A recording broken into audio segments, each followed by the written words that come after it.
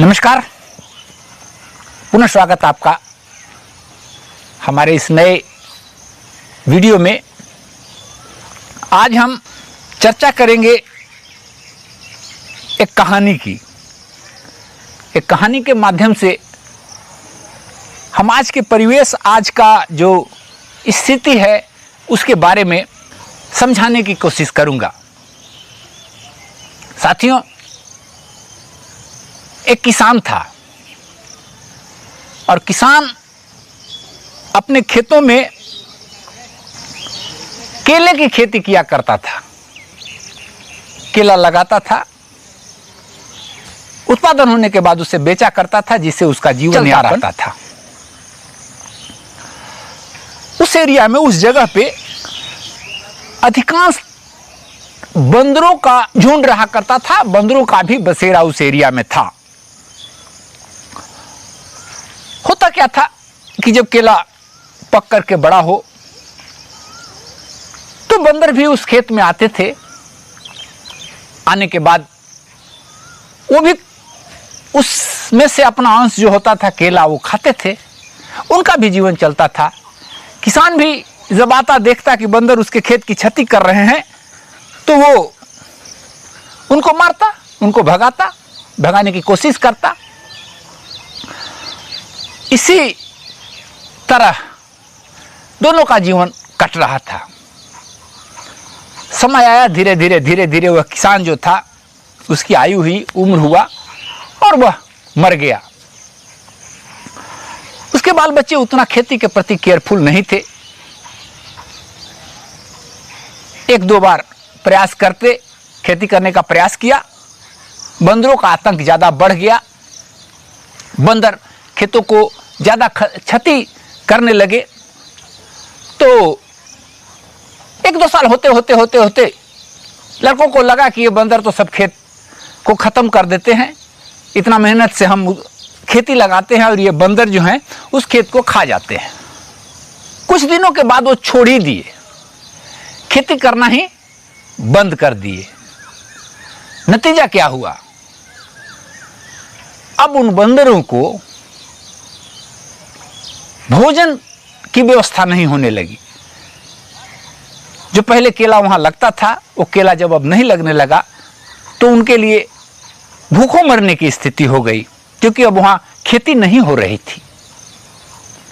धीरे धीरे बंदर या तो कुछ उस जगह को छोड़ करके चले गए जहां सालों से वो वास करते थे, रहते थे, या फिर कुछ भूख से तड़प कर मर गए।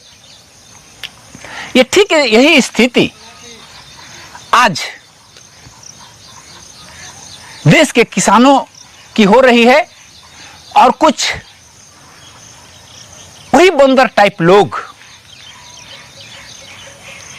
जो अपने आतंक के जरिए, अपने ड्रामा के जरिए, अपने जुमला के जरिए लोगों को तंग कर दिए। लोग परेशान होकर के चीजों को छोड़ते जा रहे हैं। धीरे धीरे एक समय भी आएगा कि जब किसान देखते देखते, करते करते उन बंदर टाइप के आतंक से, जिस प्रकार बंदर उस किसान को, उसकी खेती को परेशान कर रहे थे, उसी तरीका से आज राजनीतिक सत्ता, राजनीति में बैठे लोग, शक्ति में बैठे लोग उसी बंदर की तरह व्यवहार किसानों के साथ कर रहे हैं। और एक समय ऐसा आएगा कि किसान खेती करना छोड़ देगा।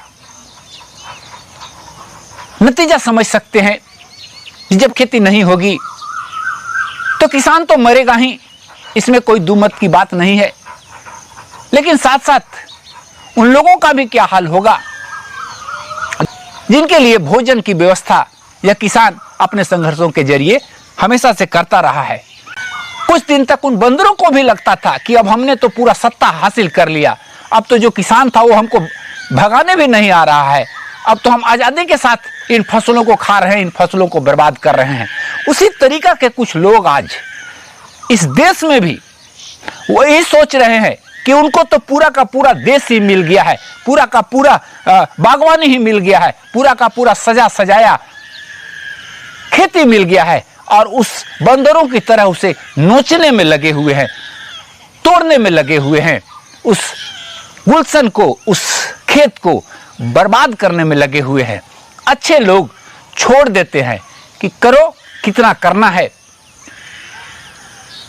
नतीजा खुद सामने आएगा। एक दिन तुम खुद भूखे मरोगे उन बंदरों की तरह।